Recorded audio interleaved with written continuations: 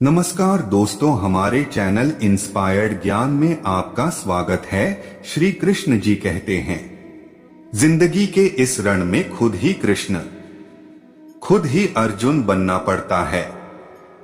रोज अपना ही सारथी बनकर जीवन के महाभारत से लड़ना पड़ता है। यह जीवन एक रणभूमि है, यहाँ निरंतर संघर्षों का सामना करना पड़ता है। इस संघर्ष रूपी महाभारत में स्वयं अपना सारथी, अपना मार्गदर्शक और योद्धा बना होता है।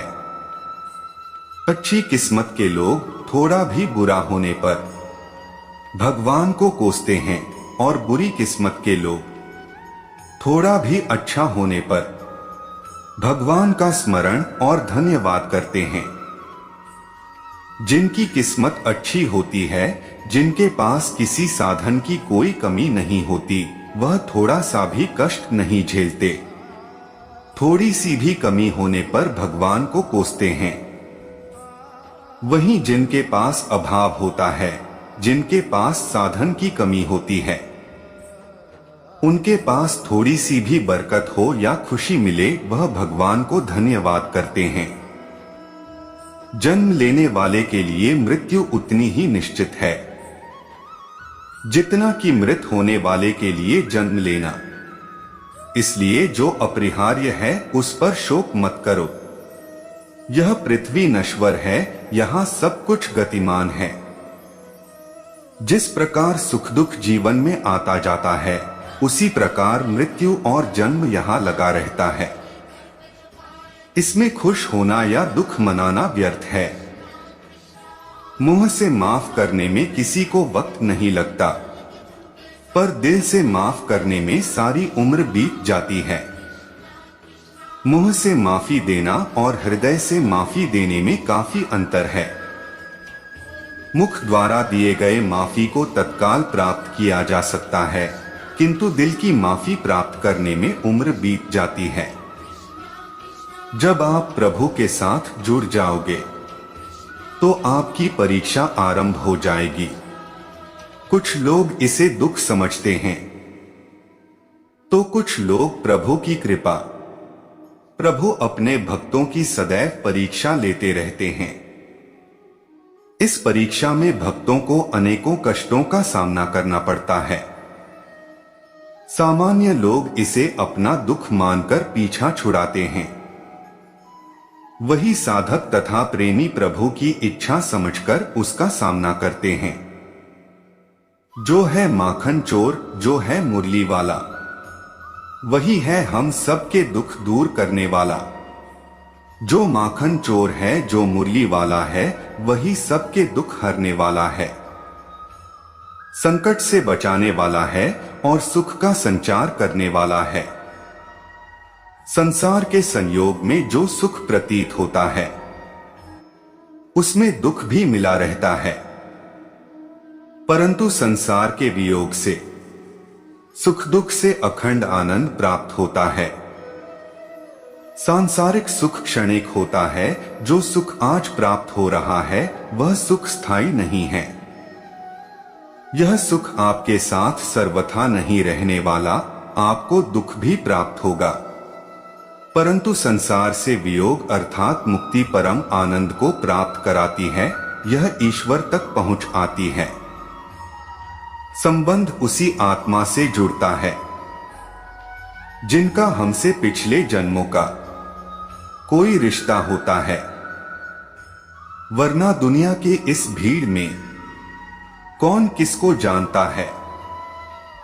माना जाता है जीवन के पूर्व कर्मों का फल इसी जन्म में प्राप्त होता है। जितने भी रिश्ते नाते सुख दुख व्यक्तिगत जीवन में प्राप्त होते हैं, वह पूर्व जन्मों का फल है। वरना कौन इतनी बड़ी दुनिया में आपसे दिल लगाता है। राधा कृष्ण का मिलना तो बस एक बहाना था। दुनिया को प्यार का सही मतलब समझाना था। राधा और कृष्ण दोनों अवतारी थे। दोनों का जन्म कुछ विशेष परिस्थितियों के लिए हुआ था। उन दोनों का मिलना बिछड़ना बस एक प्रक्रिया मात्र थी। जिसके माध्यम से प्रेम का वास्तविक रूप समाज में दिखाना था। प्रेम और आस्था दोनों पर किसी का जोर नहीं। यह मन जहां लग जाए वही ईश्वर नजर आता है। आस्था और प्रेम पर व्यक्ति का स्वयं नियंत्रण होता है। जहां आस्था और प्रेम लग जाता है वही श्री कृष्ण के दर्शन हो जाते हैं, क्योंकि श्री कृष्ण सर्वव्यापी है। तेरे साथ को तरसे, तेरी बात को तरसे, तेरे होकर भी एक मिलन को तरसे। कृष्ण और राधा का प्रेम अविरल बहती गंगा के समान शुद्ध है। परस्पर एक होते हुए भी दोनों एक दूसरे से मिलने को तरसते हैं, एक दूसरे से बात करने को सोचते हैं। एक दूसरे के होकर भी मिलन की संभावना नहीं है। प्रहलाद जैसा विश्वास हो, भीलनी जैसी आस हो, द्रौपदी जैसी पुकार हो, मीरा जैसा इंतजार हो, तो कृष्ण को आना ही पड़ता है। कृष्ण को जो भी भक्त सच्चे हृदय से पुकारता है वह उनके साथ सदैव खड़े हो जाते हैं। प्रहलाद जैसा विश्वास, भीलनी जैसी आशा और द्रौपदी जैसी पुकार, मीरा जैसा इंतजार, अगर सभी शुद्ध हो तो कृष्ण को तो आना ही पड़ता है। जीवन में आधे दुख इस कारण जन्म लेते हैं क्योंकि उनसे आशाएं बड़ी होती है। इन आशाओं का त्याग करके देखो, जीवन में सुख ही सुख है। आशाएं व्यक्ति को दुख के मार्ग पर ले जाती है। आशाएं बड़ी प्रबल होती है। आशा अनुरूप कार्य होने पर जहां खुशी मिलती है, वही आशा के विरुद्ध कार्य होने पर दुख का पहाड़ टूट जाता है। व्यक्ति जीवन में आशा दुख का प्रमुख कारण है। लोग कहते हैं अपनों के आगे झुक जाना चाहिए, किंतु सच बात तो यह है, जो अपने होते हैं वह कभी झुकने नहीं देते। जो लोग यह कहते हैं अपनों के आगे झुकने में बुराई नहीं है, उन्हें यह भी मालूम होना चाहिए जो अपने होते हैं वह कभी झुकने नहीं देते।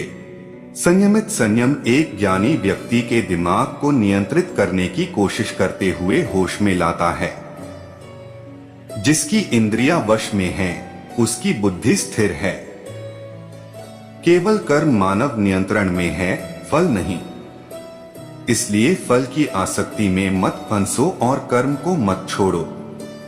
तुमने क्या खोया है कि तुम रोते हो? तुम क्या लाए थे जो तुमने खो दिया?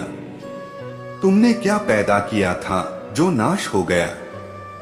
न तो तुम कुछ लेकर आए थे जो तुम लेकर जाओगे। जो लिया यही से लिया, जो तुमने दिया यही दिया।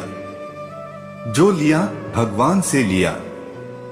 जो हुआ अच्छा हुआ, जो भी होगा अच्छा ही होगा। जो हो रहा है वह बेहतर हो रहा है। अतीत का पश्चाताप मत करो, भविष्य के बारे में चिंता मत करो। वर्तमान चल रहा है, परिवर्तन संसार का नियम है।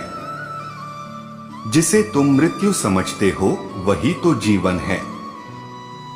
एक पल में आप करोड़ों के मालिक बन जाते हैं, दूसरे चरण में आप भिखारी हो जाते हैं। मैं उन लोगों ध्यान देता हूं जो हमेशा मुझसे जुड़े रहते हैं और जो मुझसे प्यार करते हैं। मैं सभी प्राणियों के हृदय में विद्यमान हूं। कभी भी अपने आप पर गर्व न करें, क्योंकि बहुत भारी पत्थर भी पानी में अपना अस्तित्व खो देता है। मैं सभी प्राणियों को समान रूप से देखता हूं। किसी को कम प्यार नहीं करता, किसी को ज्यादा नहीं। लेकिन जो मुझे प्यार करते हैं वह मेरे अंदर रहता है और मैं उसके जीवन में कदम रखता हूं। क्या बदला जा सकता है उसे बदलो, और क्या नहीं बदला जा सकता है उसे स्वीकार करें, और जो स्वीकार नहीं किया जा सकता है उससे दूर रहो। लेकिन खुद को खुश रखें। अपने आप पर विश्वास करो। बल बन जाता है और दूसरों में करो, तब कमजोरी बन जाता है। प्यार को समझना है तो अपने दिमाग की आंख खोलो और प्यार से राधे राधे बोलो। प्रेम संसार का सबसे शुद्ध बंधन है, लेकिन प्रेम बंधन से मुक्त है। प्यार उस हवा की तरह है जिसे हम नहीं देखते, लेकिन यह हमें जीवन देती है। जो वासनाओं का परित्याग करता है और मोह और माया की इच्छा और भावना से मुक्त हो जाता है, वह शांति पाता है। आत्मा पुराने शरीर को वैसे ही छोड़ देती है जैसे आदमी अपने पुराने कपड़े उतारकर नए पहनता है। मैं सभी प्राणियों को जानता हूँ, मैं सभी के भूत, भविष्य और वर्तमान को जानता हूँ, लेकिन मुझे कोई नहीं जानता। जो व्यक्ति मुझे जिस रूप में पूजा करता है, मैं उसे उसकी पूजा का फल उसी रूप देता हूँ। कृष्ण अच्छे लोगों की बहुत परीक्षा लेते हैं, लेकिन साथ नहीं छोड़ते, और कृष्ण बुरे लोगों को बहुत कुछ देते हैं, लेकिन साथ नहीं है। एक बुद्धिमान व्यक्ति को अपने कर्म के प्रतिफल की अपेक्षा रखने वाले अज्ञानी व्यक्ति के मन को विचलित नहीं करना चाहिए। किसी और के काम को पूरी तरह से करने की तुलना में अपना काम खुद करना बेहतर है, भले ही उसे अपूर्ण रूप से करना पड़े। जो वास्तविक नहीं है उससे डरो मत, कभी नहीं था और कभी नहीं होगा। जो वास्तविक है वह हमेशा से रहा है और कभी नष्ट नहीं हो सकता। प्रेम में पड़कर कर्तव्य के मार्ग से भटकना मूर्खता है, क्योंकि ऐसा करने से न तो तुम स्वर्ग को पाओगे और न ही तुम्हारा यश बढ़ेगा।